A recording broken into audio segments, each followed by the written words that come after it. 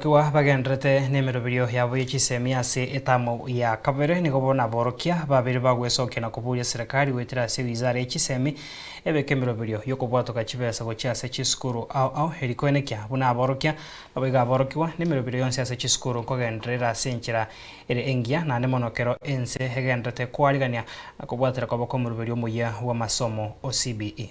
Tungependa kusihi viongozi wetu wa kisiasa kusukuma sana na hata kutusaidia tuweze kupata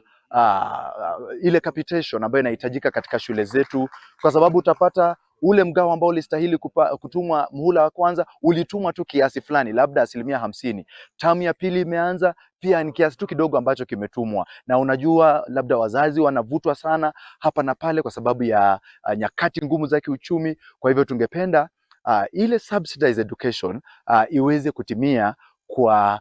msaada wa viongozi wetu wa kisiasa, na labda nguvu za umeme na hali ya usafiri kijumla inalainishwa, ili kwamba mwalimu anapotumwa hapa aweze kuwa na ile moyo wa kuja na kufanya kazi. Na licha ya hizo changamoto, tumeweza kuona ya kwamba tukituma walimu hapa, kuna wale ambao wanakubali wanakuja, na wale ambao labda hawana moyo vile tunawahimiza, na wanapoelewa manufaa ya kwenda mahali na kusaidia mwanafunzi, unapata kwamba wamejituma. Kwa hivyo shule kama hiyo tungali na changamoto moja mbili, kwa sababu tangu grade 10 ilipoingia kuna maeneo fulani ambayo hayajapata proper subject combination ya walimu.